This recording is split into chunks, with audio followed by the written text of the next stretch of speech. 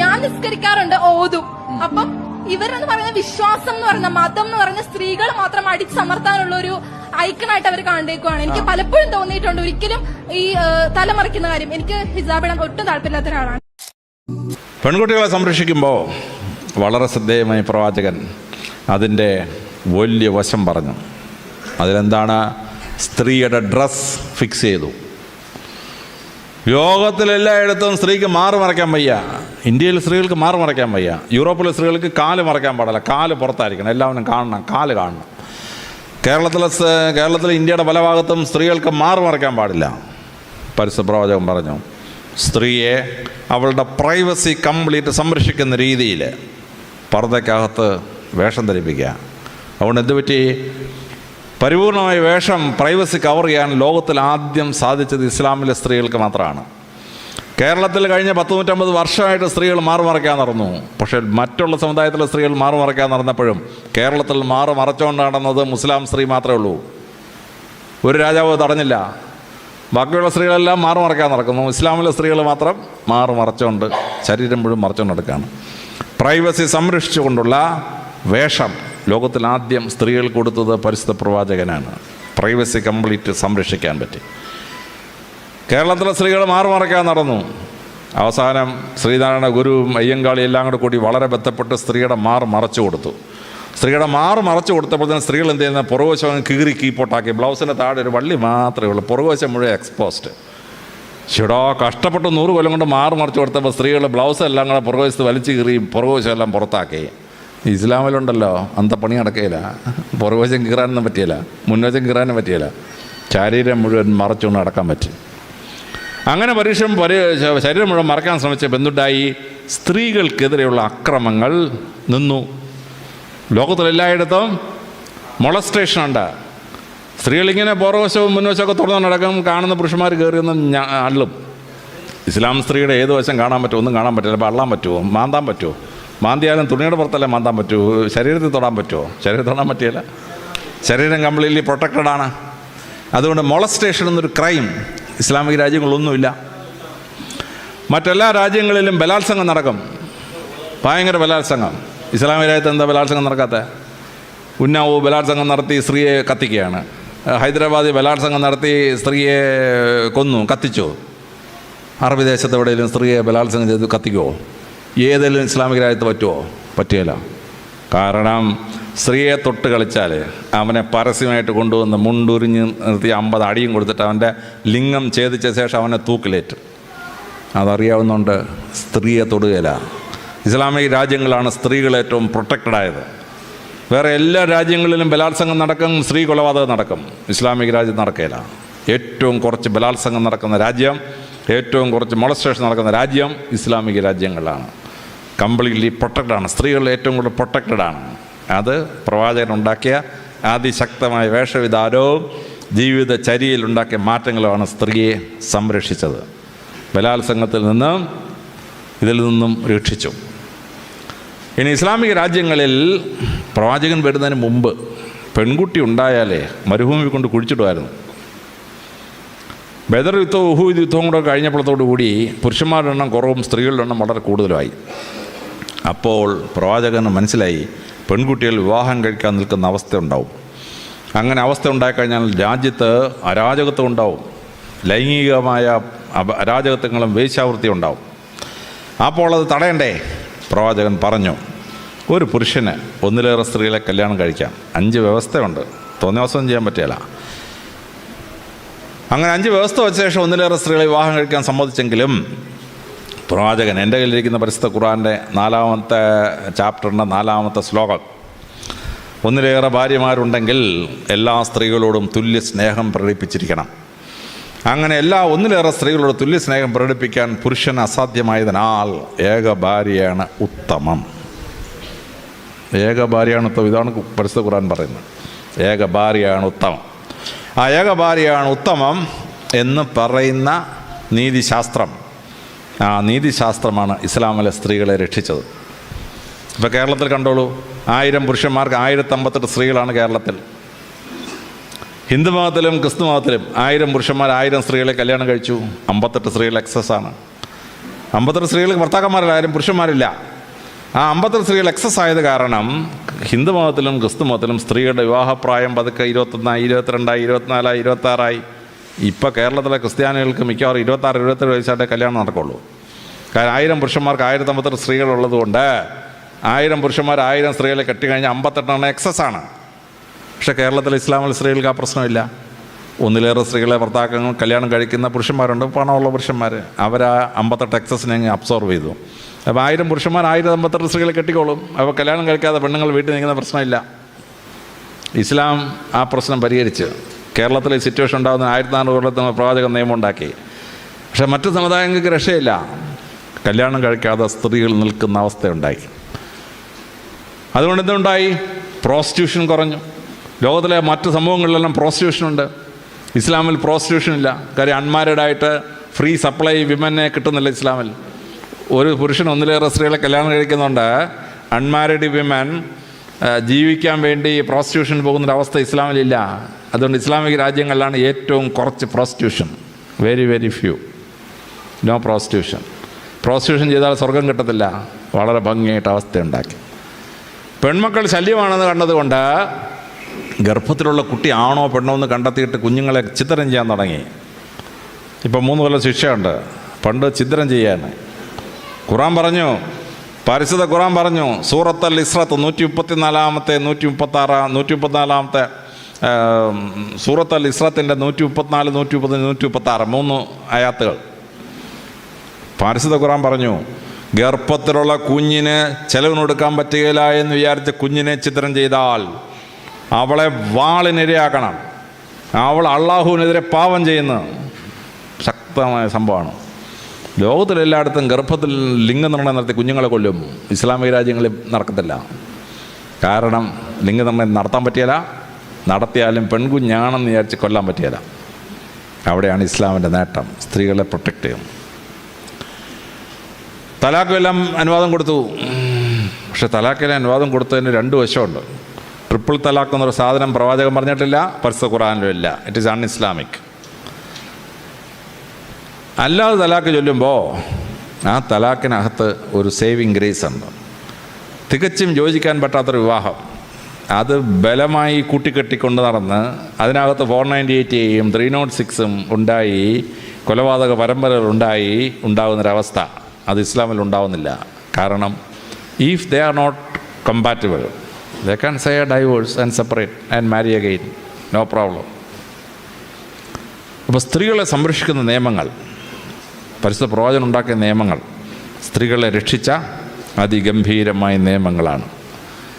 സ്ത്രീകളെ ഭരണാധിപത്യത്തിലേക്ക് കൊണ്ടുവന്നു. പ്രവാചകൻ്റെ കാലത്ത് തന്നെ സ്ത്രീകൾക്ക് അഡ്മിനിസ്ട്രേഷനിൽ പങ്കുണ്ടായിരുന്നു. സംസാരിച്ച് അഭിപ്രായം പറയാൻ അവകാശം ഉണ്ടായിരുന്നു. അതുകൊണ്ട് എന്തുണ്ടായി? ഏറ്റവും വലിയ ഇസ്ലാമിക രാജ്യമായ ഇന്തോനേഷ്യയിലെ വനിതാ ഭരണാധികാരി 2 ഉണ്ടായി. മലേഷ്യയിൽ വനിതാ ഭരണാധികാരി ഉണ്ടായി. പാകിസ്ഥാനിൽ വനിതാ പ്രസിഡന്റ് ഉണ്ടായി. ബംഗ്ലാദേശിൽ വനിതാ പ്രസിഡന്റ് ഉണ്ടായി. ഇസ്ലാമിക രാജ്യങ്ങളിൽ എത്രയോ ഇടത്ത് വനിതാ ഭരണാധികാരികളുണ്ടായി. കാരണം വനിതകൾക്ക് മാന്യതയും സ്ഥാനവും കൊടുത്തു ഇസ്ലാമിൽ. അങ്ങനെ സ്ത്രീ വിമോചനം അത്ഭുതകരമായി പ്രവാചകൻ സാധിച്ചെടുത്തു എന്നുള്ളതാണ്. എല്ലാ മതക്കാർക്കും തുല്യ പ്രാധാന്യം, മനുഷ്യനായി ജീവിക്കാനുള്ള അവസരം, ഇത് ഇസ്ലാമിൻ്റെ അത്ഭുതകരമായ ഫിലോസഫിയാണ്. ഇസ്ലാമിൽ എന്നെ അടുത്ത് അമ്പരപ്പിക്കുന്നത് സ്ത്രീ സംരക്ഷണമാണ്. ലോകത്തിൽ സ്ത്രീകൾക്ക് ഏറ്റവും കൂടുതൽ സ്വാതന്ത്ര്യം, സ്ത്രീകൾക്ക് ഏറ്റവും കൂടുതൽ സംരക്ഷണം കിട്ടിയത് ഇസ്ലാമിക സമൂഹങ്ങളിലാണ്. പരിശുദ്ധ പ്രവാചകൻ നിയമം ഉണ്ടാക്കി എന്താണ്? സ്വത്ത് വീതിക്കുമ്പം ആൺകുട്ടിയുടെ പകുതി സ്വത്ത് പെൺകുട്ടി കൊടുത്തിരിക്കണം. അപ്പോൾ ചില ആളുകൾ വിചാരിക്കും ഇതെന്ത് പരിപാടിയുടെ ആണുങ്ങളുടെ പകുതിയല്ലേ പെണ്ണുങ്ങൾ കൊടുത്തു എന്ന്. പക്ഷേ ലോകത്തിൽ സ്ത്രീകൾക്ക് സ്വത്തവകാശം പരിശുദ്ധ പ്രവാചകന് മുമ്പ് ആരും കൊടുത്തിട്ടില്ല എന്നുള്ള മനസ്സിലാക്കണം. ഒറ്റ സമൂഹത്തിൽ പോലും സ്ത്രീക്ക് സ്വത്തവകാശമില്ല. പ്രവാചകനാണ് ആദ്യമായി സ്വത്തവകാശം കൊടുത്തത്. സ്വത്തവകാശം കൊടുക്കുമ്പോൾ ലോകത്തിൽ ഒരു രാജ്യത്തിനും ഇല്ലാത്തവരുടെ സ്വത്തവകാശം ഇസ്ലാമിക സ്ത്രീക്ക് കിട്ടി. യൂറോപ്പിലൊക്കെ പിതൃസ്വത്ത് അവകാശം മാത്രമേ കിട്ടൂ. അപ്പൻ്റെ സ്വത്തിൽ മാത്രമേ അവകാശം കിട്ടൂ, വേറെ സ്വത്തിന് അവകാശം കിട്ടുകയില്ല. ഇന്ത്യയിലെ അപ്പൻ്റെ സ്വത്തിന് അമ്മയുടെ സ്വത്തിന് അവകാശം കിട്ടും. പക്ഷെ പരിശുദ്ധ പ്രവാചകൻ എന്ത് ചെയ്തു? പിതൃസ്വത്തവകാശം, മാതൃസ്വത്തവകാശം, ഭ്രാതൃസ്വത്തവകാശം, പുത്രസ്വത്തവകാശം. അമ്മ ജീവിച്ചിരിക്കുമ്പോൾ ഒരു ആൺകുട്ടി മരിച്ചാൽ അവൻ്റെ സ്വത്തിൻ്റെ 1/6 അമ്മയ്ക്ക് കിട്ടും. ആ അമ്മ മരുമോട് മുമ്പിൽ തെണ്ടിക്കൊണ്ട് നടക്കണ്ട, മോൻ്റെ സ്വത്തിൻ്റെ 1/6 അപ്പം തന്നെ അമ്മയ്ക്ക് കിട്ടും. പുത്രസ്വത്തവകാശം ഇസ്ലാമിൽ മാത്രമേ ഉള്ളൂ, ലോകത്ത് ഒരിടത്തും വേറെ ഇല്ല. അപ്പോൾ അങ്ങനെ 4 സ്വത്തവകാശം സ്ത്രീക്ക് കിട്ടി. പിന്നെ വളരെ ശ്രദ്ധേയമായിട്ട് പ്രവാചകൻ സ്ത്രീകൾക്ക് ചെയ്ത വലിയ അനുഗ്രഹമാണ്. ലോകത്തിലെ എല്ലാ സമൂഹത്തിലും കല്യാണം കഴിക്കുമ്പം സ്ത്രീയുടെ വീട്ടിൽ നിന്ന് പുരുഷൻ്റെ വീട്ടിലേക്ക് സ്ത്രീധനം പോയിക്കൊണ്ടിരുന്നു. പ്രവാചകൻ പറഞ്ഞു പറ്റില്ല, ആ പെൺകുട്ടിയെ നല്ല പെൺകുട്ടിയായി വളർത്തിക്കൊണ്ടുവന്നതിന് അങ്ങോട്ട് മൊഹർ കൊടുത്തിട്ട് വേണം കല്യാണം കഴിക്കാൻ. അപ്പോൾ ഇസ്ലാമിക രാജ്യങ്ങളിൽ ഒരു 6 പെൺമക്കളുള്ള ഒരു അമ്മയുണ്ടെങ്കിൽ അവൾ ഇസ്ലാമിലെ ആ ദേശത്തെ ഏറ്റവും പണക്കാരിയാണ്. കേരളത്തിലെങ്ങാണ് ഒരു സ്ത്രീക്ക് 6 പെൺമക്കളുണ്ടെങ്കിൽ തൂങ്ങിച്ചാവുകയല്ല, അതല്ല മാർഗ്ഗം ഉണ്ടോയെന്ന് സംശയമാണ്. അപ്പോൾ പെൺകുട്ടികൾക്ക് കല്യാണം കഴിക്കുമ്പോൾ ഒരു മൊഹറും കിട്ടും, വിവാഹം സ്വത്ത് വീതം വെക്കുമ്പോൾ പകുതി സ്വത്തും കിട്ടും. അപ്പോൾ മൊഹറും ഈ പകുതി സ്വത്തോടെ കൂട്ടുമ്പോൾ ഇസ്ലാമിക സമൂഹത്തിൽ ആൺകുട്ടി കിട്ടിയതിനേക്കാൾ സ്വത്ത് കൂടുതലാണ് പെൺകുട്ടിക്ക്. മൊഹറും പ്ലസ് പകുതി സ്വത്തും കൂടി. കേരളത്തിൽ മാത്രം പ്രവാചകനേക്കാൾ ബുദ്ധിയുള്ള ചില ആശാന്മാരുണ്ട്. ഒരു ചെറിയ മൊഹർ അങ്ങോട്ട് കൊടുത്തിട്ട് 10 ഇരട്ടി സ്ത്രീധനം ഇങ്ങോട്ട് വാങ്ങിക്കും. സ്ത്രീധനം വാങ്ങിക്കുന്നതൊന്നും ഇസ്ലാമല്ല, ഞാൻ പഠിച്ച ഇസ്ലാമല്ല. ഇസ്ലാമിന് സ്ത്രീധനം പറ്റിയല്ല. അപ്പോൾ കല്യാണം കഴിക്കുമ്പോൾ മൊഹറും കൊടുക്കണം, അതിനുശേഷം സ്വത്ത് വീതം വെക്കുമ്പോൾ പകുതി സ്വത്തും കിട്ടും. അപ്പോൾ മൊഹറും പകുതി സ്വത്തോടെ കൂട്ടുമ്പോൾ ആൺകുട്ടിക്ക് കൂടുതൽ സ്വത്താണ് പെൺകുട്ടി കിട്ടുന്നത്. ഇനി ആ പെൺകുട്ടിക്ക് കിട്ടുന്നത് തന്നെയല്ല, പെൺകുട്ടിയെ വളർത്തുന്നത് വലിയൊരു ഭാഗ്യമായി പ്രവാചകൻ വിവരിച്ചിരിക്കുകയാണ്. ഞാൻ പ്രവാചകൻ്റെ ഹാദിത്ത് ഇങ്ങനെ വായിച്ചുകൊണ്ടിരിക്കുകയായിരുന്നു. പെട്ടെന്ന് പ്രവാചകൻ പറഞ്ഞിരിക്കുകയാണ്, സ്വർഗത്തിലേക്ക് പോകാനുള്ള വഴികൾ ഏതെല്ലാം. പ്രവാചകൻ 6 പറഞ്ഞു. ആദ്യം പറഞ്ഞത് രോഗികളെ ശുശ്രൂഷിക്കുക, 2 അപ്പനമ്മയെ ശുശ്രൂഷിക്കുക. 3 പറഞ്ഞ എന്നാന്ന് വെച്ചാൽ 3 പെൺമക്കളെ വളർത്തി നല്ല കന്യകമാരാക്കി ഭർത്താക്കന്മാരെ ഏൽപ്പിച്ചാൽ അതിനാൽ മാതാവും പിതാവും സ്വർഗത്തിലേക്ക് പോകുന്നതാണ്. ഞാൻ ഉടനെ എൻ്റെ ഭാര്യയെ വിളിച്ചു, ഭാര്യ നമ്മൾ സ്വർഗത്തിൽ പോകും. ഭാര്യ വെച്ച് അതെങ്ങനെ അറിയാം? താണ്ട പ്രവാചകൻ പറഞ്ഞിരിക്കുകയാണ്, എനിക്ക് 3 പെൺമക്കളാണ്, ആ മക്കളില്ല. നമ്മൾ 3 പെൺമക്കളെ വളർത്തി നല്ല കന്യകളായ ഭർത്താക്കന്മാരെ ഏൽപ്പിച്ചില്ലേ? പ്രവാചകൻ താണ്ട് പറഞ്ഞിരിക്കുന്നത് നമ്മളുണ്ട് സ്വർഗത്തിൽ പോകുന്നു. ഭാര്യ ചിരിയോടെ ചിരി. പക്ഷേ ആ പ്രവാചകൻ പറഞ്ഞതിന് അർത്ഥം മനസ്സിലാക്കണം. ലോകത്തിൽ എവിടെയെങ്കിലും പെൺകുട്ടിയെ വളർത്തുന്നത് ഭാഗ്യമാണെന്ന് ലോകത്തിൽ ആരെങ്കിലും വേറെ പറഞ്ഞിട്ടുണ്ടോ? പ്രവാചകൻ മാത്രമേ പറഞ്ഞിട്ടുള്ളൂ. പെൺകുട്ടി ജനിച്ചാൽ ഉടനെ ശാപമെന്നായിരുന്നു അറബികൾ പോലും വിശ്വസിച്ചിരുന്നത്. അവർ പെൺമക്കളെ കൊണ്ടൊന്ന് മരുഭൂമി കൊണ്ട് കുടിച്ചിടുമായിരുന്നു. പെൺമക്കളെ ലോകത്തിൽ എല്ലായിടത്തും ഗർഭത്തിലുണ്ടാകുന്ന കുട്ടിയെ ഗർഭത്തിൽ വെച്ച് കൊല്ലും പെണ്ണാണെന്ന് കണ്ടു കഴിഞ്ഞാൽ. ഇതായിരുന്നു അവസ്ഥ.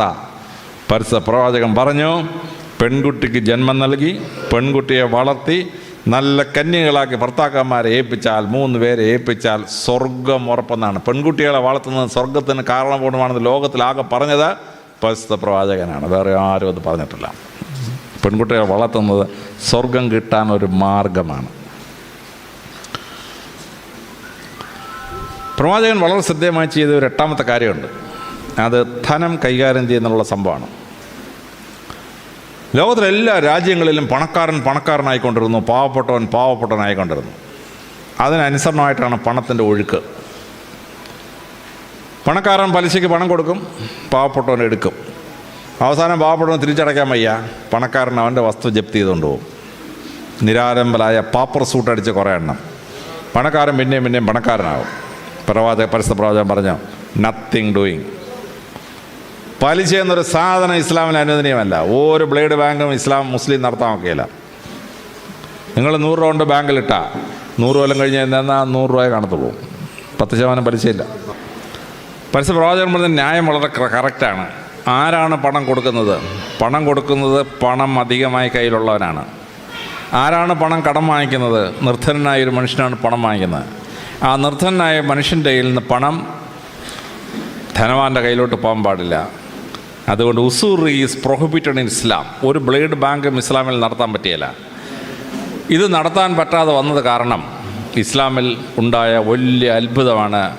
ഇസ്ലാമിക രാജ്യങ്ങളിലൊന്നും ക്യാപിറ്റലിസം വേരുപിടിച്ചില്ല, മുതലാളിത്തം വേരുപിടിച്ചില്ല. മുതലാളിത്തം വേരുപിടിക്കാൻ ഇസ്ലാം സമ്മതിച്ചിട്ടില്ല. കാരണം പണക്കാരനാവുന്ന പാവപ്പെട്ടവനാവുന്ന എക്കണോമിക്സ് ഇസ്ലാമിന് അനുവദനീയമല്ല. തന്നെയുമല്ല, പണക്കാരൻ അവൻ്റെ സമ്പത്തിൻ്റെ 2.5% പാവപ്പെട്ടവരിലേക്ക് ഒഴുക്കണം, സക്കാത്ത്. അപ്പോൾ ആ നിയമം ഉണ്ടാക്കിയപ്പോൾ പരിശുദ്ധ പ്രവാചകൻ കൃത്യമായ നിയമം ഉണ്ടാക്കി. ഒരു ദിവസത്തെ വരുമാനം കൊടുക്കണമെന്ന് പറഞ്ഞിരുന്നെങ്കിൽ ഒരാണ്ടിൽ ഏറ്റവും കുറച്ച് പൈസ ഉണ്ടായ ദിവസത്തെ വരുമാനം അവനും കൊടുത്തന്നെയായിരുന്നു കണക്ക് ശരിയാക്കാൻ. പ്രവാചകൻ അതൊക്കെ തല്ല, ഇൻകം ടാക്സ് കണക്കാക്കുന്ന പോലെ ഒരു കൊല്ലത്തെ ഇൻകം കണക്കാക്കുക, എന്നിട്ട് അതിന് 2.5% പാവപ്പെട്ടവരിലേക്ക് കൊടുക്കണം. അപ്പോൾ പാവപ്പെട്ടവൻ്റെ പണം പണക്കാരന് പോയിക്കൊണ്ടുവന്ന സിസ്റ്റം മാറ്റി പണക്കാരൻ്റെ പണം പാവപ്പെട്ടവനിലേക്ക് പോകുന്ന സിസ്റ്റം പരിശുദ്ധ പ്രവാചകൻ ഉണ്ടാക്കി. ഇത് അതിശ്രദ്ധേയമായ ഒരു നിയമ സംഹിതയാണ്. അതുകൊണ്ടാണ് ഇസ്ലാമിക രാജ്യങ്ങളിലൊന്നും ക്യാപിറ്റലിസം അല്ലെങ്കിൽ മുതലാളിത്തം ഉണ്ടായില്ല. യൂറോപ്പും ഏഷ്യയും മുഴുവൻ ഫ്യൂഡലിസം ഉണ്ടായി. ഭൂ ഉടമ സമ്പ്രദായത്തിലൂടെ ഭൂ ഉടമസ്ഥനുണ്ടായി. കേരളത്തിൽ മങ്കൊമ്പിൽ പൊട്ടർക്ക് 2 ലക്ഷം പറ നിലമായിരുന്നു. 2 ലക്ഷം പറ നിലം. കായൽ രാജാവ് മുരിക്കന് 30,000 ഏക്കർ സ്ഥലം. ഇസ്ലാമിൽ ഇപ്പണി പറ്റിയല്ല. ഇസ്ലാമിൽ പാവപ്പെട്ടവൻ കൂടുതൽ പാവപ്പെട്ടവൻ സമ്പ്രദായം ഇല്ല. അവനിലേക്ക് പണക്കാരൻ്റെ പണം സക്കാത്തിലൂടെ ഒഴുകും. ദാരിദ്ര്യം ഉണ്ടാവാൻ സമ്മതിക്കുകയില്ല. ദാരിദ്ര്യന് രാജ്യവും ധനവാനും സപ്പോർട്ട് കൊടുക്കും. അതുകൊണ്ട് ഇസ്ലാമിക രാജ്യങ്ങളിൽ ഫ്യൂഡലിസം ഉണ്ടായില്ല. ഇസ്ലാമിക രാജ്യങ്ങളിൽ ക്യാപിറ്റലിസം ഉണ്ടായില്ല. മുതലാളിത്ത വ്യവസ്ഥ ഉണ്ടായില്ല. ഇസ്ലാമിക രാജ്യങ്ങളിൽ ഭൂമിയുടെ ഉടമസ്ഥാവകാശം അവന് കൊടുത്തത് കാരണം ഇസ്ലാമിക രാജ്യങ്ങളിൽ ഭൂവുടമ സമ്പ്രദായം ഉണ്ടായില്ല. ഇസ്ലാമിക രാജ്യങ്ങൾ സ്വന്തമായി സ്വത്തുള്ള, സ്വന്തമായി വീടുള്ള ഒരു ജനസമൂഹമായി ഇസ്ലാം മാറി. ഇത് വളരെ ശ്രദ്ധേയമായി നമ്മൾ മനസ്സിലാക്കേണ്ടതാണ്. ഇതേറ്റവും ഭംഗിയായി നമ്മൾ മനസ്സിലാക്കുന്ന ഒരു സംഭവമാണ് സലാഡിൻ്റെ പ്രസിദ്ധമായ ജീവിതം. സലാഡിൻ ജെറുസലേം പിടിച്ചടക്കിയ രാജാവാണ്. സലാഡിൻ ജെറുസലേം പിടിച്ചടക്കാനായിട്ട് വന്ന കുരിശ് യുദ്ധങ്ങളിലൂടെ ജെറുസലേം പിടിച്ചെടുത്ത് അവിടെ താമസിക്കുന്ന ക്രിസ്ത്യാനികൾ താമസിക്കുമ്പോൾ അദ്ദേഹം ജെറുസലേമിൻ്റെ മതിലുകൾക്കെതിരെ ബോംബാർഡ് ചെയ്തു. 50 മീറ്റർ നീളത്തിൽ മതിലിടിഞ്ഞ് താഴെ വീണു. മതിലിടിഞ്ഞ് താഴെ വീണ് കഴിഞ്ഞപ്പോൾ സലാഡിൻ സൈന്യത്തോട് പുറകോട്ട് മാറാൻ പറഞ്ഞു. എന്നിട്ടൊരു സന്ദേശം കൊടുത്തയച്ചു. ക്രിസ്ത്യാനികളുടെ നേതാവ് പുറത്തു വരണം, സമാധാന സന്ധിക്കായി പുറത്തു വരണം. ക്രിസ്ത്യാനികൾ അമ്പരന്ന് പോയി. അവരുടെ നേതാവായി ലിയാണ്ടർ പുറത്തു വന്നു. സലാഡിൻ പറഞ്ഞു, ലിയാണ്ടറെ, ഞാൻ എൻ്റെ സൈന്യത്തെ പുറകോട്ട് മാറ്റിയിരിക്കുകയാണ്. സൈന്യം ഇനി അകത്ത് കയറിയാൽ അക്രമം ഉണ്ടാവും, സ്ത്രീകൾ കൊല്ലപ്പെടും, കുട്ടികൾ കൊല്ലപ്പെടും. ഇത് പരിശുദ്ധ പ്രവാചകൻ ഞങ്ങളോട് സമ്മതിച്ചിട്ടില്ല. യുദ്ധത്തിൽ പങ്കെടുക്കുന്ന പടയാളികൾക്കല്ലാതെ ആർക്കും പരിക്കുണ്ടാകാൻ പാടില്ല. മെക്കക്കാർ മദീനെ ആക്രമിക്കാൻ വന്നു. പ്രവാചകൻ സൈന്യത്തെ കൊണ്ട് 25 കിലോമീറ്റർ തെക്കോട്ട് പോയി മരുഭൂമി വെച്ച് യുദ്ധം ചെയ്തു. കാര്യം മദീനയെ വെച്ച് യുദ്ധം ചെയ്താൽ അവിടുത്തെ പാവപ്പെട്ട ജനങ്ങൾ കൊല്ലപ്പെടും, സ്ത്രീകൾ കൊല്ലപ്പെടും. ഉഹൂദ് യുദ്ധത്തിന് വന്നു. പ്രവാചകൻ സൈന്യത്തെ കൊണ്ട് പുറത്തു വന്നു, മരുഭൂമി വെച്ച് യുദ്ധം ചെയ്തു. പട്ടാളക്കാർക്ക് മാത്രമേ പരിക്ക് പറ്റുള്ളൂ. അങ്ങനെ പരിക്ക് പറ്റുന്ന ഒരു സമ്പ്രദായത്തിൽ നിങ്ങൾ നിങ്ങളുടെ സ്ത്രീകളെയും കുട്ടികളെയും എല്ലാം കൂട്ടി നിങ്ങളുടെ സ്വത്തൊക്കെ എടുത്തുകൊണ്ട് നിങ്ങൾ നേരെ ലെബനോനിലോട്ട് പൊക്കോളാം. അവിടെ ക്രിസ്ത്യൻ ഭൂരിപക്ഷ പ്രദേശമാണ്, അവിടെ പോയി താമസിച്ചോളാൻ പറഞ്ഞു. ലിയാണ്ടർ സലാഡിനോട് ചോദിച്ചു, സലാഡിനെ 1096 ക്രിസ്ത്യാനികൾ ഈ ജെറുസലേം പിടിച്ചെടുക്കുമ്പോൾ നടന്നെന്താണെന്ന് അങ്ങേക്കറിയാമോ? അദ്ദേഹം പറഞ്ഞ്, എൻ്റെ വല്യപ്പൻ പറഞ്ഞ് ഞാൻ കേട്ടിട്ടുണ്ട്. ക്രിസ്ത്യാനികളോടൊന്ന് ജെറുസലേം പിടിച്ച ശേഷം അതിനകത്തുള്ള മുഴുവൻ മുസ്ലിങ്ങളെയും വെട്ടി ഞുറുക്കി കഷണമാക്കി കത്തിച്ചു. ലിയാണ്ടർ പറഞ്ഞു, ഇതങ്ങേക്ക് അറിയാമെങ്കിൽ പിന്നെ അങ്ങ് എന്തിനാണ് ഞങ്ങളോട് ഈ മര്യാദ കാണിക്കുന്നത്? സലാഡിൻ പറഞ്ഞു, അത് നിങ്ങളുടെ സംസ്കാരം. പരിശുദ്ധ പ്രവാചകൻ ഞങ്ങളെ പഠിപ്പിച്ചിട്ടുണ്ട്, നിരായുധനായ ഒരാൾ ആക്രമിക്കപ്പെടാൻ പാടില്ല, സ്ത്രീകൾ കൊല്ലപ്പെടാൻ പാടില്ല, കുട്ടികൾ കൊല്ലപ്പെടാൻ പാടില്ല. അതുകൊണ്ട് പ്രവാചകൻ പഠിപ്പിച്ച തത്വം അനുസരിച്ച് നിങ്ങൾ പൊക്കോളാൻ പറഞ്ഞു. ലിയാണ്ടർ തൻ്റെ സ്ത്രീകളെയും കുട്ടികളെയും ആടുമാടുകളെയും സ്വർണവും ഒക്കെ എടുത്തുകൊണ്ട് നേരെ ലെബനോനിൽ പോയി. മുഴുവൻ ക്രിസ്ത്യാനികളും പോയി കഴിഞ്ഞിട്ടാണ് സലാഡിൻ ജെറുസലേമിൽ പ്രവേശിച്ചു. ഒറ്റ മനുഷ്യൻ കൊല്ലപ്പെട്ടില്ല. ആ വലിയ സംഭവം ഹോളിവുഡ് ഒരു സിനിമയാക്കി, സിറ്റി ഓഫ് ഹെവൻ. നിങ്ങളറിയുള്ള സിറ്റി ഓഫ് ഹെവൻ സിനിമ കണ്ടാൽ അറിയാം സലാഡിൻ ചെയ്ത അത്ഭുതം. ഈ സലാഡിൻ 1794 മരണശയ്യയിലായി. സലാഡിൻ തൻ്റെ ഡോക്ടറെ വിളിച്ചു, ഡോക്ടറെ, ഞാനിനി എത്ര കാലം ജീവിച്ചിരിക്കും? ഡോക്ടർ പറഞ്ഞു, രാജാവ് ചാവുന്ന സമയം പ്രവചിച്ചാൽ എൻ്റെ കഴുത്തിന് ഉണ്ടെങ്കിൽ തലയുണ്ടാവുമോ രാജാവേ എന്ന് പറഞ്ഞു. സലാഡിൻ പറഞ്ഞു, ഇത് സലാഡിനാണ് പറയുന്നത്, നീ പറഞ്ഞോ, ഒരു കുഴപ്പമില്ലാന്ന് പറഞ്ഞു. ഡോക്ടർ സലാഡിനോട് പറഞ്ഞു, സലാഡിൻ അങ്ങ് 1 ആഴ്ചയിൽ കൂടുതൽ ജീവിച്ചിരിക്കുമെന്ന് എനിക്ക് സംശയമാണ്. സലാഡിനോട് തന്നെ ധനകാര്യമന്ത്രി വിളിച്ചു വരുത്തി. ധനകാര്യമന്ത്രി വിളിച്ചു വരുത്തി, എൻ്റെ പേരിൽ എത്ര സ്വർണ്ണ നാണയം, എത്ര വെള്ളി നാണയം, എത്ര സ്വത്തുക്കൾ, എത്ര പൈസ എൻ്റെ ഉണ്ടെന്ന് പറയാൻ പറഞ്ഞു. ധനകാര്യമന്ത്രി അതിൻ്റെ എല്ലാം കണക്കെടുത്തുകൊണ്ട് കൊടുത്തു. സലാഡിൻ ഒരു വിളംബരം നടത്തി, അടുത്ത വെള്ളിയാഴ്ച നിസ്കാരം കഴിഞ്ഞ് ഞാൻ പുറത്തു വരുമ്പോൾ എന്നിൽ നിന്ന് സഹായം കിട്ടാൻ ആഗ്രഹിക്കുന്ന ആരെങ്കിലും ഉണ്ടെങ്കിൽ മുസ്ലിം പള്ളിയുടെ മുമ്പിൽ വരണം, ഞാൻ നിങ്ങൾക്ക് സഹായിക്കാൻ ആഗ്രഹിക്കുന്നു.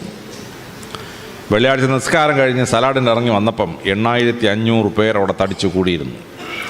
കേരളം എങ്ങാനും ആയിരിക്കണമായിരുന്നു. 8.5 ലക്ഷം മിനിമം എത്തിയനായിരുന്നു സലാഡിൻ്റെ ഇന്ന് സഹായം വാങ്ങിക്കാം. അറബികൾ മര്യാദക്കാരാണ്. അവർ 8500 പേരെ വന്നുള്ളൂ. വന്നവർക്കെല്ലാം സലാഡിൻ ഒരു സ്വർണ്ണ നാണയം വെച്ച് കൊടുത്തു. വന്നവർക്കെല്ലാം സലാഡിൻ 40 വെള്ളി നാണയം കൊടുത്തു. സലാഡിൻ അവരോട് ചോദിച്ചു, നിങ്ങൾക്ക് സ്വന്തമായി വസ്തുവില്ലാത്തൊരു കൈവെക്കാൻ പറഞ്ഞു. അങ്ങനെ കൈവക്കി സലാഡിൻ്റെ പേരിലുണ്ടായിരുന്ന വസ്തുക്കൾ ഈക്വലായിട്ട് വീതിച്ചു കൊടുത്തു. ഒരാൾക്ക് 20 ഏക്കർ വെച്ച് കിട്ടി. അവിടെ നിന്നവർക്കല്ല, കൈവക്കിയവനല്ല. നിങ്ങളിൽ ഈ വസ്തു കിട്ടിയിട്ട് വീട് വെക്കാൻ പൈസ ഇല്ലാത്ത എത്ര പേരുണ്ടെന്ന് ചോദിച്ചു. കൈവക്കി തൻ്റെ കയ്യിലുണ്ടായിരുന്ന ബാക്കി മുഴുവൻ പൈസയും ഈക്വലായിട്ട് കൈവക്കിയവർക്ക് വീതിച്ചു കൊടുത്തു. 8500 പേരും സന്തോഷമായിട്ട് പോയി. സലാഡിൻ ധനാരേന്ദ്രനോട് ചോദിച്ചു, ഇനി എൻ്റെ പേരിൽ എന്തെങ്കിലും ബാക്കിയുണ്ടോ? ധനാരേന്ദ്രൻ പറഞ്ഞു, ഒന്നുമില്ല, അങ്ങ് നിസ്വനാണെന്ന് പറഞ്ഞു. സലാഡിൻ പറഞ്ഞു, ഞാൻ മരിക്കാൻ തയ്യാറായിരിക്കുന്നു. എന്നിട്ട് അദ്ദേഹം ഒരു കൽപ്പന പുറപ്പെടുവിച്ചു, ഒരു വിൽപ്പത്രം. ഞാനത് വായിച്ച് അമ്പരന്ന് പോയി. എന്തൊരു വിൽപ്പത്രം! അദ്ദേഹം പറഞ്ഞു, സാധാരണ രാജാക്കന്മാർ മരിക്കുമ്പോൾ ചെങ്കോലും കിരീടവും മോതിരവും അഴിച്ചു മാറ്റും. പക്ഷെ ഞാൻ മരിക്കുമ്പോൾ ഇത് 3 മാത്രമല്ല, എൻ്റെ ശരീരത്തിലെ മുഴുവൻ വസ്ത്രവും അഴിച്ച് മാറ്റണം, ചെങ്കോലും കിരീടവും മോതിരവും കൂടാതെ. ഞാൻ കിടന്ന എൻ്റെ കൊട്ടാരത്തിലെ മുഴുവൻ ഫർണിച്ചറും മേശയും കസേരയും എല്ലാം എടുത്ത് പാവപ്പെട്ടവർക്ക് ഫർണിച്ചർ ഇല്ലാത്തവർക്ക് കൊടുത്തേക്കണം. എൻ്റേതായ കുറേ വസ്ത്രമുണ്ട് എൻ്റെ കൊട്ടാരത്തിനകത്ത് അലമാരയിൽ. ആ അലമാരയിലുള്ള മുഴുവൻ വസ്ത്രവും പുറത്തെടുത്ത് വസ്ത്രമില്ലാത്ത പാവങ്ങൾക്ക് വീതിച്ച് കൊടുത്തേക്കണം. എന്നിട്ട് ഞാൻ ജനിച്ചു വീണപ്പോൾ എങ്ങനെ നഗ്നനായിരുന്നുവോ അതുപോലെ നഗ്നനാക്കി എന്നെ മരുഭൂമി കൊണ്ട് ഇന്ന് മണൽ മാറ്റി അങ്ങ് കുഴിച്ചിട്ടേക്കണം. എൻ്റെ ശവകുടീരത്തിൻ്റെ എൻ്റെ കല്ലറയുടെ മുമ്പിൽ ഒരു ശവകുടീരം പണിയരുത്. എൻ്റെ ഒരു താജ്മഹലും പണിഞ്ഞേക്കരുത്, ഒരു മൗസോളിയും പണിഞ്ഞേക്കരുത്. ഞാൻ അവിടെ അടക്കപ്പെട്ടെന്ന് മാത്രം അവിടെ എഴുതി വെച്ചേക്കുക. ഈജിപ്തും സിറിയയും പാലസ്തീനും ഇസ്രായേലും സൗദി അറേബ്യയും കുവൈറ്റും ഇറാഖും 16 ഇപ്പോഴത്തെ 16 രാജ്യം ഒരുമിച്ച് ഭരിക്കുന്ന രാജാവാണെന്ന് ആലോചിച്ചാണ്. അദ്ദേഹം മരിച്ചപ്പോൾ സർവ്വ ചെങ്കോലും എല്ലാം അഴിച്ചെടുത്ത് എല്ലാ സ്വർണവും മാറ്റി ഫർണിച്ചറെല്ലാം ദാനം ചെയ്ത് അദ്ദേഹത്തിൻ്റെ 1000ഓളം വസ്ത്രങ്ങളെല്ലാം ദാനം ചെയ്ത് പൂർണ്ണ നഗ്നനാക്കിക്കൊണ്ട് എന്ന് സംസ്കരിച്ചു. ആ വിൽപ്പത്രം അവസാനിക്കുമ്പോൾ സലാഡിൻ പറഞ്ഞിരിക്കുന്നു, നിസ്വനായി ജനിച്ചാൽ നിസ്വനായി പോകണമെന്ന് പ്രവാചകനായ മുഹമ്മദ് നബി പഠിപ്പിച്ചത് ഞാനിതാ നടപ്പാക്കുന്നു. ഇപ്പോഴും സലാഡിൻ്റെ ശവകുടീരത്തിൽ ചെന്നാൽ 4-5 കല്ലിങ്ങനെ വെച്ചിട്ടുണ്ടെങ്കിൽ അവിടെ ഒരു ചെറിയ കുറിപ്പുണ്ട്, ഹിയർ സലാഡിൻ ഈസ് ബറീഡ്. ഒരു കല്ലറയില്ല, ഒരു മൗസോളിയും ഇല്ല. 16 രാജ്യം ഭരിച്ചിരുന്ന രാജാവാണ്. ഇതാണ് ഇസ്ലാമിൻ്റെ കാഴ്ചപ്പാട്. സമ്പത്ത് കൊണ്ട് ആരും മഹാനാവുന്നില്ല, സമ്പത്ത് കൂട്ടി വെച്ചിട്ട് ആരും സ്വർഗവും കിട്ടാൻ പോകുന്നില്ല. പാവപ്പെട്ടവനെ സഹായിക്കുന്ന വലിയ ഫിലോസഫിയായി പരിസരപ്രവാചകൻ ഇസ്ലാമിനെ വാർത്തെടുത്തു. ഇതാണ് ഇസ്ലാമിൻ്റെ നീതിശാസ്ത്രം, ഇസ്ലാമിൻ്റെ എക്കണോമിക്സ് എന്ന് പറയപ്പെടുന്നത്. ഒരു സാമ്രാജ്യത്വവും വളരാത്ത, ഒരു ക്യാപിറ്റലിസവും വളരാത്ത, ഒരു ഫ്യൂഡലിസവും വളരാത്ത, ഒരു മുതലാളിത്തവും വാഴാത്ത ഭൂപരിഷ്കരണം നടപ്പാക്കിയ, നിസ്വനെ ഭൂവുടമയാക്കി മാറ്റിയ തത്വശാസ്ത്രമാണ് ഇസ്ലാം. ഈ ഇസ്ലാം സർവരോടും സ്നേഹം പ്രകടിപ്പിക്കുന്ന ഇസ്ലാമാണ്.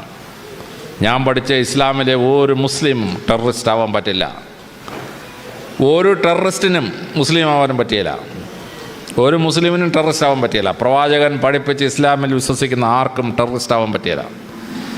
ഒരു ടെററിസ്റ്റിനും മുസ്ലിം ആവാൻ പറ്റിയില്ല. ഒരു ഒസാമ ബിൻ ലാദനും മുസ്ലിമല്ല, ഒരു അബൂബക്കർ അൽ ബാഗ്ദാദി മുസ്ലിമല്ല. പ്രവാചകൻ പഠിപ്പിച്ചതാണ്. നിരപരാധികളെ കൊല്ലുന്നത് ഇസ്ലാമിൻ്റെ പ്രാക്ടീസ് അല്ല, ബോംബ് വെക്കുന്ന ഇസ്ലാമിൻ്റെ പ്രാക്ടീസ് അല്ല. അതാണ് മഹത്തായ ഇസ്ലാം, പ്രവാചകൻ പഠിപ്പിച്ച ഇസ്ലാം. പ്രവാചകൻ 9 ചെയ്തത് ഒരു ഭരണക്രമം ഉണ്ടാക്കി. ആ ഭരണക്രമം ലോകത്തിന് മുഴുവൻ അത്ഭുതമായൊരു ഭരണക്രമമാണ്. തിരുവിതാംകൂറും കൊച്ചിയും ഒന്നും ഒരിക്കലും മുസ്ലിങ്ങൾ ഭരിച്ചില്ല. കേരളത്തിലാകെ കണ്ണൂർ പട്ടണത്തിൽ മാത്രം ഒരു അറക്കൽ ബീവി ഉണ്ടായിരുന്നു. പക്ഷേ കേരളത്തിലെ ഭരണക്രമം എടുത്തു നോക്കൂ, അതിൽ ഭൂരിപക്ഷവും ഇസ്ലാമികമാണ്. പണ്ട് ഭരണത്തിന് നേതൃത്വം വഹിച്ച ആളിനെ വിളിച്ചിരുന്ന പേരാണ് ദിവാൻ. ദിവാൻ എന്ന് പറഞ്ഞാൽ അറബി വാക്കാണ്, രണ്ടാമൻ എന്നർത്ഥമാണ്. ദിവാൻ സരസ് പി രാമസ്വാമി അയ്യാർ എന്ന് പറഞ്ഞാൽ ആ ദിവാൻ സ്ഥാനം പ്രവാചകൻ ഉണ്ടാക്കിയ സ്ഥാനമാണ്. റവന്യൂവിൻ്റെ ചീഫിനെ വിളിച്ചിരുന്ന പേര് പേഷ്കാർ. പേഷ്കാർ പ്രവാചകൻ ഉണ്ടാക്കിയതാണ്. പേഷ്കുഷ് എന്ന് പറഞ്ഞാൽ അറബി ഭാഷയിൽ കരം, പേഷ്കുഷ് വിരിക്കുന്നവൻ പേഷ്കാർ. അതിനെ ബ്രിട്ടീഷുകാർ എന്നപ്പോൾ ഇംഗ്ലീഷിൽ ട്രാൻസ്ലേറ്റ് ചെയ്തു കളക്ടർ ഓഫ് ടാക്സസ്. പിന്നെ ഈ ഓഫ് ടാക്സസ് നാണക്കേടാന്ന് ICSകാർക്ക് തോന്നിയോ അതങ്ങ് വെട്ടിമാറ്റി. അങ്ങനെയാണ് കളക്ടറായത്. കളക്ടറുടെ ഒറിജിനൽ വാക്ക് പേഷ്കാർ, പേഷ്കുഷ് പിരിക്കുന്നവൻ, അറബിയാണ് സംഭവം. രാജ്യത്തെ ഭരിക്കണമെങ്കിൽ അതിനെ പ്രോവിൻസുകളായി തിരിക്കണം. അങ്ങനെ അറബികൾ പ്രോവിൻസായി തിരിച്ചു. അതാണ് സില്ല എന്ന വാക്ക്. അതാണ് മലയാളത്തിൽ നമ്മൾ ജില്ല എന്നാക്കിയത്. നമ്മുടെ ജില്ല പ്രവാചകൻ ഉണ്ടാക്കിയതാണ്. അറബി ദേശത്ത് നിന്ന് ഒന്നാണ് ജില്ല. ആ ജില്ലയെ ഭരിക്കുന്ന കളക്ടർ അറബി ദേശത്ത് നിന്ന് ഒന്നാണ്. ആ ജില്ലകളെ സബ് ഡിവൈഡ് ചെയ്തു. അങ്ങനെ ഉണ്ടാക്കിയതാണ് താലൂക്ക. താലൂക്ക അറബി വാക്കാണ് താലൂക്ക. ആ താലൂക്ക ഭരിക്കാൻ നമ്മളൊരു ഭരണാധികാരിയെ ഉണ്ടാക്കി, തഹസീൽദാർ. തഹസീൽദാർ അറബിയാണ്. തെഹസാലദാർ. ഹസാല എന്ന് പറഞ്ഞാൽ കളക്ട്. തെഹസാലദാർ, വൺ ഹു കളക്ട് ടാക്സസ്. അതാണ് നമ്മുടെ തഹസീൽദാറായത്. പണ്ടത്തെ പോലീസ് ചീഫിനെ വിളിച്ചിരുന്ന പേര് അമിനാദാർ, അറബിയാണ്. ആമീൻ എന്ന് പറഞ്ഞാൽ പ്രൊട്ടക്ഷൻ. അമിനാദാർ എന്ന് പറഞ്ഞാൽ പ്രൊട്ടക്ഷൻ കൊടുക്കുന്നവൻ, സംരക്ഷണം കൊടുക്കുന്നവൻ. പോലീസിലെ ഹവിൽദാർ അറബിയാണ്. ഡഫേദാർ അറബിയാണ്. ജമേദാർ അറബിയാണ്. താലൂക്ക്ദാർ അറബിയാണ്. ഇതെല്ലാം അറബിയാണ്. പ്രവാചകൻ ഉണ്ടാക്കിയ അഡ്മിനിസ്ട്രേറ്റീവ് സിസ്റ്റമാണ് നമ്മുടെ ഈ കേരളം മുഴുവൻ നടക്കുന്നത്. ഗ്രാമപ്രദേശങ്ങളിൽ വില്ലേജ് ഓഫീസിൽ ജമാബന്ദി മാർച്ച് 31. എന്താണ് ഈ ജമാബന്ദി? അറബിയാണ്. ക്ലോഷർ ഓഫ് അക്കൗണ്ട്സ് എന്നുള്ള അറബിയാണ് ജമാബന്ദി. ഇപ്പോഴും നമ്മുടെ വില്ലേജ് ഓഫീസിൽ മാർച്ച് 30 നടക്കുന്ന ജമാബന്ദി. നിയമസംഹിത അറബികളുണ്ടാക്കി വളരെ ഭദ്രമായി. കരാറിലേർപ്പെട്ടു. കരാർ അറബിയാണ്. കരാർ റദ്ദ് ചെയ്തു. റദ്ദ് അറബിയാണ്. ക്യാൻസൽ ചെയ്യുക എന്നുള്ളത് റദ്ദ് അറബിയാണ്. നമ്മൾ പ്രമാണം ഉണ്ടാക്കിയിട്ട് അസൽ കോപ്പി എടുത്തു. അസൽ അറബിയാണ്. ഒറിജിനൽ കോപ്പിയുടെ അസൽ എന്ന് പറഞ്ഞ വാക്ക് അറബിയാണ്. അസൽ. നമ്മൾ 100 രൂപയും കൊണ്ട് കടയിൽ പോയി 70 രൂപയുടെ സാധനം വാങ്ങിച്ചിട്ട് 30 രൂപ ബാക്കി വാങ്ങിച്ച്, ബാക്കി അറബിയാണ്. ഫിനാൻഷ്യൽ ട്രാൻസാക്ഷൻ്റെ ബാക്കി അറബിയാണ്.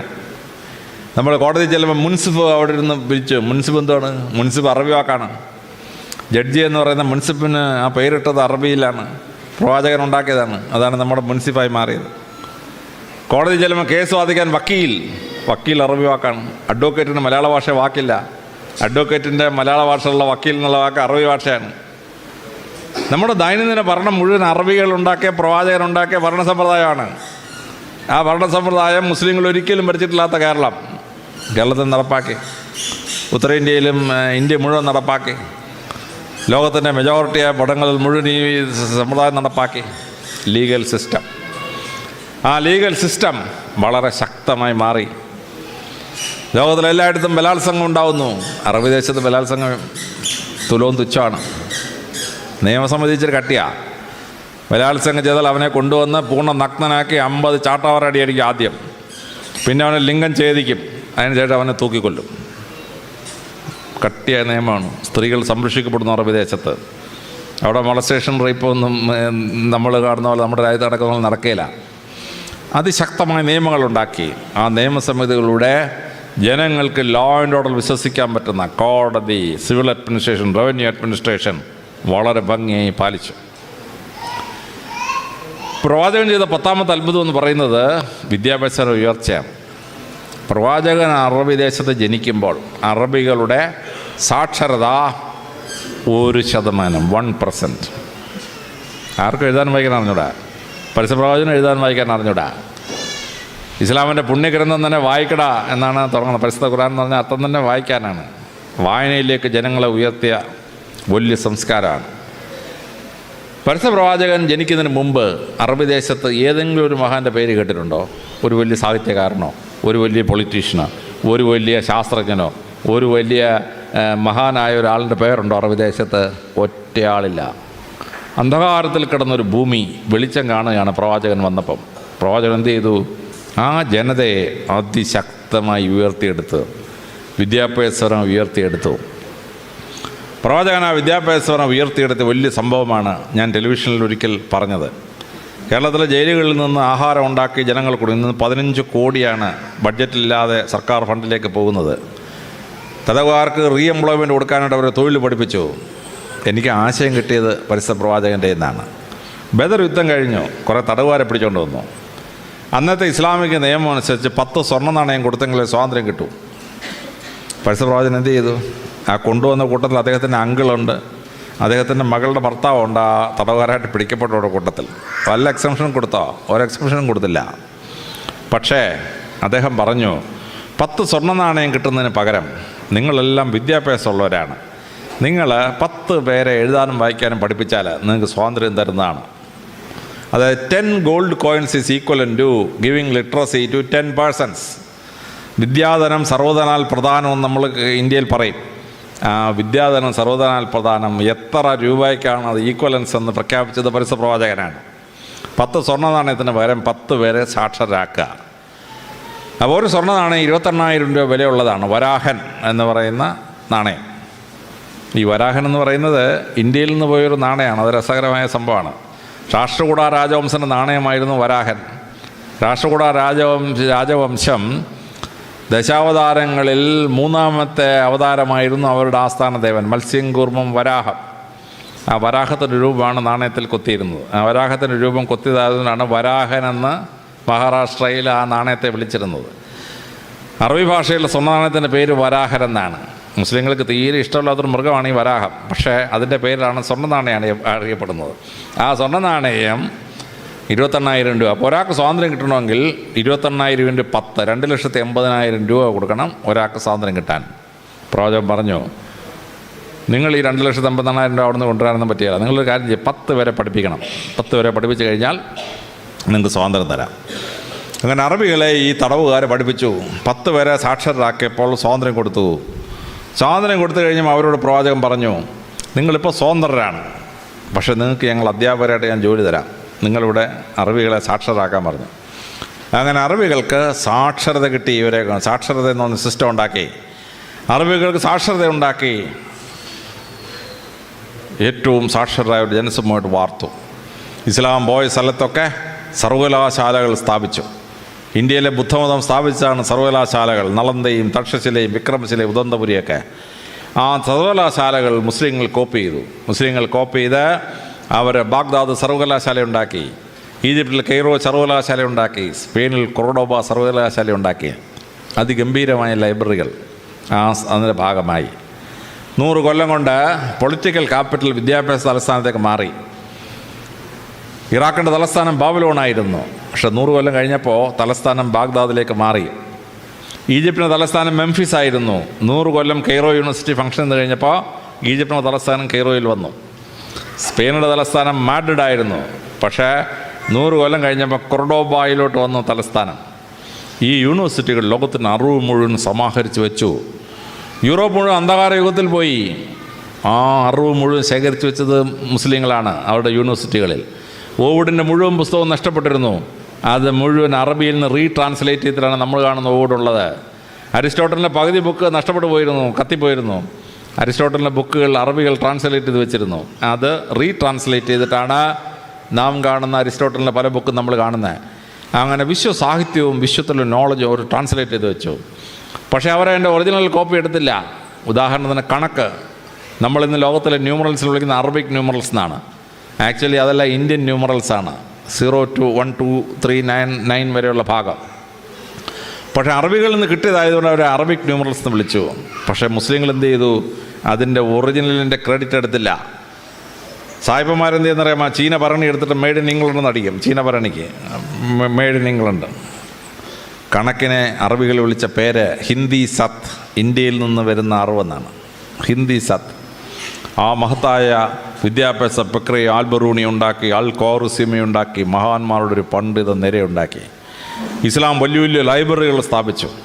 കെയ്റോ യൂണിവേഴ്സിറ്റിയുടെ ലൈബ്രറി 1000 ഒട്ടകങ്ങൾ വിചാരിച്ചാൽ ട്രാൻസ്ഫർ ചെയ്യാൻ പറ്റാത്തത്ര വലുതായിരുന്നു എന്നാണ് ചരിത്രത്തിൽ രേഖപ്പെടുത്തിയിരിക്കുന്നത്. മംഗോൾസ് ഒന്ന് ഒരുപാട് കത്തിച്ചു, പക്ഷേ ബാക്കിയുള്ളത് രക്ഷപ്പെട്ടു. അങ്ങനെ അന്ധകാര യുഗം കഴിഞ്ഞ് ലോകം തിരിച്ചു വന്നപ്പം ഈ നോളജ് മുഴുവൻ തിരിച്ച് അറബിയിൽ നിന്ന് അതാത് ഭാഷകളോട് ട്രാൻസ്ലേറ്റ് ചെയ്തു. അങ്ങനെ ലോകത്തെ അന്ധകാര യുഗത്തിൽ നിന്ന് പുറത്തുകൊണ്ടുവരാനുള്ള വലിയ വിദ്യാഭ്യാസ പ്രക്രിയയാണ് ഇസ്ലാം ഉണ്ടാക്കിയ വലിയ വിദ്യാഭ്യാസ പ്രക്രിയ. അവരുടെ നിയമസംഹിത ലോകത്തിന് അത്ഭുതകരമായ ഒരു നിയമസംഹിതയായിരുന്നു. കേരളവും ഇന്ത്യയുമൊക്കെ മോഡലാക്കിയ നിയമസംഹിതകളിൽ പലതും ഇസ്ലാമിൻ്റെ വലിയ സംഭാവനയാണ്. കുറ്റകൃത്യങ്ങൾ കൺട്രോൾ ചെയ്ത്, നിയമം ഉപയോഗിച്ച് അഴിമതി കൺട്രോൾ ചെയ്ത് വളരെ നല്ല ഭരണ സമ്പ്രദായം ഇസ്ലാമിന് സൃഷ്ടിക്കാൻ പറ്റി. പരിശുദ്ധ പ്രവാചകൻ ഉണ്ടാക്കിയ വലിയ നിയമസംഹിത. അതിലേറ്റവും എന്നെ അത്ഭുതപ്പെടുത്തുന്നതാണ് എക്സിക്യൂഷൻ ലെവലിൽ നിൽക്കുന്ന എന്നെപ്പോലുള്ള പോലീസ് ഉദ്യോഗസ്ഥന്മാർക്ക് മാർഗനിർദ്ദേശം കൊടുത്തുകൊണ്ട് പരിശുദ്ധ പ്രവാചകൻ ഇറക്കിയ പ്രസിദ്ധമായ ഹാദിത്ത്. ഒരു സ്ത്രീയുടെ സ്വത്ത് മറ്റൊരാൾ തട്ടിയെടുത്തു. ആ തട്ടിയതെടുത്ത് തിരിച്ചു കൊടുക്കാനായി സ്ത്രീ കംപ്ലൈൻറ്റ് ചെയ്തു. പക്ഷെ റവന്യൂവും പോലീസും നീതി കൊടുത്തില്ല. ആ സ്ത്രീ പരിശുദ്ധ പ്രവാചകൻ്റെ അടുത്തെത്തി. പ്രവാചകനോട് കംപ്ലൈൻറ്റ് ചെയ്തു. പ്രവാചകൻ ആ നിയമം മനസ്സിലാക്കിയിട്ട് ആ സ്ത്രീക്ക് സ്വത്ത് തിരിച്ചു കൊടുക്കാൻ പറഞ്ഞു. എന്നിട്ട് പോലീസ് ഉദ്യോഗസ്ഥനോടും റവന്യൂ ഉദ്യോഗസ്ഥനോടും പരിശുദ്ധ പ്രവാചകൻ പറഞ്ഞ പ്രസിദ്ധമായ ഹാദിത്താണ്, ടീയേഴ്സ് വുമൺ ഈ sparks of fire, it burns where it falls. സ്ത്രീയുടെ കണ്ണുനീർ തീപ്പൊരിയാണ്, അത് വീഴുന്ന സ്ഥലം ദഹിച്ചു പോകുന്നതാണ്. ഇത് ശരിയായിരുന്നെങ്കിൽ കേരളത്തിലെ പോലീസ് സ്റ്റേഷനൊക്കെ എപ്പോഴേ കത്തിപ്പോയാണെന്നറിയാം, അത് വേറെ കാര്യം. എങ്കിലും സ്ത്രീക്ക് കണ്ണീരുണ്ടാവാത്ത രീതിയിൽ രാജാവ് രാജ്യം ഭരിക്കണം. ഇത് വലിയൊരു തത്വം പ്രവാചകൻ ലോകത്തെ പഠിപ്പിച്ചതാണ്. ഒരു സ്ത്രീ വന്ന് പ്രവാചകനോട് പറഞ്ഞു, പ്രവാചക, എൻ്റെ ഭർത്താവ് മരിച്ചുപോയി. എന്നെ ഭർത്താവിനെ ട്രീറ്റ് ചെയ്ത ഡോക്ടർക്ക് ശരിയായ ക്വാളിഫിക്കേഷൻ ഉണ്ടോ എന്ന് എനിക്കൊരു സംശയം. പ്രവാചകൻ ഉത്തരവിട്ടു, മെക്കയിലെ മുഴുവൻ മെഡിക്കൽ പ്രാക്ടീഷേഴ്സിനെ ചെക്ക് ചെയ്യാൻ പറഞ്ഞു.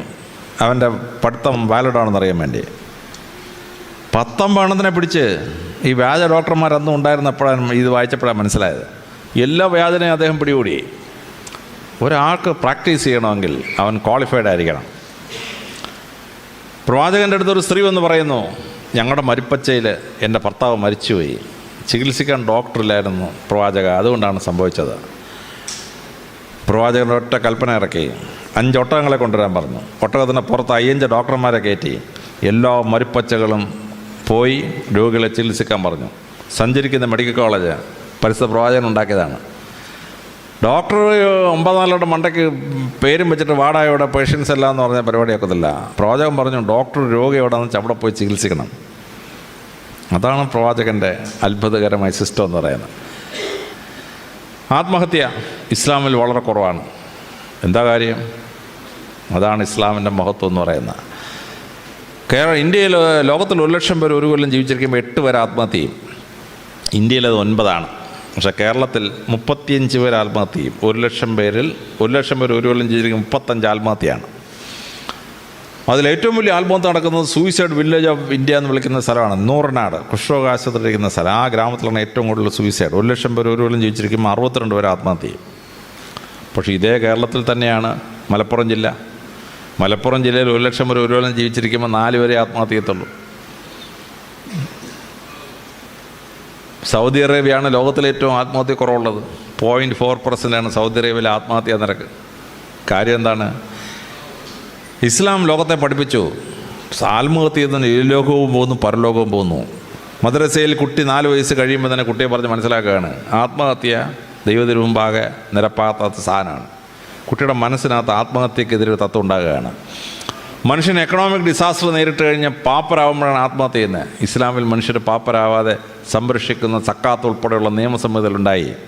അപ്പോൾ പണം ഒട്ടുമില്ലാതെ വസ്തുവില്ലാതെ ഒരാൾ ചാവേണ്ട, ആത്മഹത്യ ചെയ്യേണ്ട അവസ്ഥയില്ല. അവന് സംരക്ഷണം കിട്ടുന്നുണ്ട്, ആഹാരം എവിടുന്നേലും കിട്ടും, അവൻ പാപ്പരാവില്ല. അവന് ഹോപ്പ്ലെസ് എന്നൊരു സിറ്റുവേഷൻ വരുമ്പോൾ അവൻ ആത്മഹത്യ ചെയ്യാതിരിക്കാൻ വേണ്ടി അവനെ തിയോളജിയിലും ഫിലോസഫിയിലും പരിശുദ്ധ ഖുർആനിലെ ശക്തമായ നിയമത്തിലൂടെ പ്രൊട്ടക്റ്റ് ചെയ്തിരിക്കുകയാണ്. അതുകൊണ്ട് ലോകം മുഴുവൻ ആത്മഹത്യ ചെയ്യുമ്പോൾ ഇസ്ലാമിൽ ആത്മഹത്യ സൗദി അറേബ്യയിൽ 0.5, കേരളത്തിൽ ആവറേജ് 35, മലപ്പുറത്ത് 4%. അപ്പോൾ ഇസ്ലാമിക സമൂഹത്തിൽ ആത്മഹത്യ നടക്കാത്തത് ഈ വലിയ സംരക്ഷണത്തിൻ്റെ ഒരു ഭാഗമാണ്. അപ്പോൾ ലോകമെങ്ങും മനുഷ്യന് നല്ല ജീവിതചര്യയും മനുഷ്യനായി ജീവിക്കാനുള്ള പ്രാക്ടീസും കിട്ടിയത് ഇസ്ലാമിൻ്റെ വലിയ സംഭാവനയാണ്, പരിശുദ്ധ പ്രവാചകൻ്റെ വലിയ സംഭാവനയാണ്.